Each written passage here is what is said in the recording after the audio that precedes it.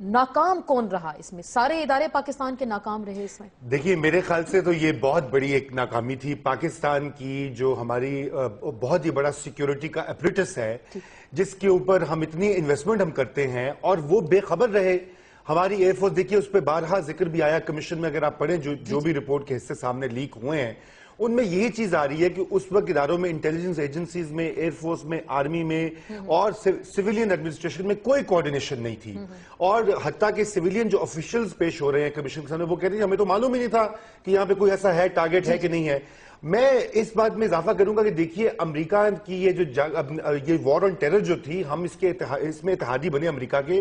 امریکہ نے پہلے دن سے کہا تھا کہ ان کا ہدف اسامہ بن لادن ہے اور ہم اس کا حصہ رہے ہیں، اور انہوں نے کہا تھا وہ جہاں بھی ہوگا ہم اس کو نکالیں گے۔ وہ افغانستان میں ڈھونڈتے رہے، وہ نہیں ملا۔ اب معلوم پڑا ہمیں اسی کمیشن کی رپورٹ کی وساطت سے کہ وہ تو 9 سال سے جو یہیں گھوم رہے تھے اور 6 جگہوں پہ رہے، اور یہ کہ بھئی وہ یہاں تو جو عام عوام ہے وہ ناکوں سے جو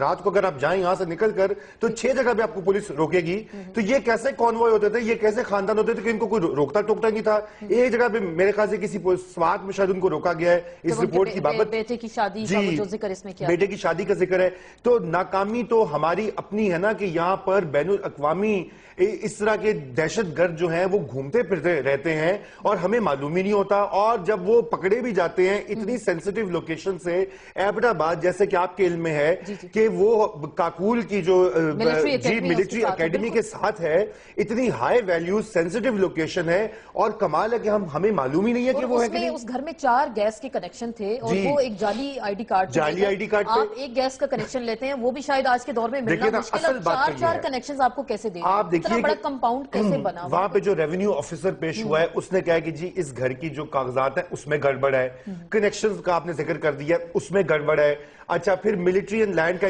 کینٹونمنٹس کا آفیسر ہے، انہوں نے کہا جی یہ 3rd سٹوری تو وائلیشن وہاں کے بلڈنگ لاس کی،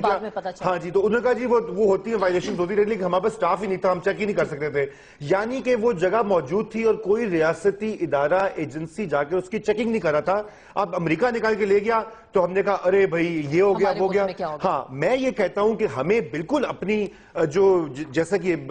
صوفی صاحب نے کہا ہے کہ یہ بین الاقوامی قوانین کی خلاف ورزی ہے اور بالکل یہ نہیں ہونی چاہیے، لیکن ہمیں ساتھ ساتھ یہ بھی دیکھنا چاہیے کہ ہماری سوئل، ہماری زمین کوئی بھی دہشت گردی کے نیٹ ورک کے لیے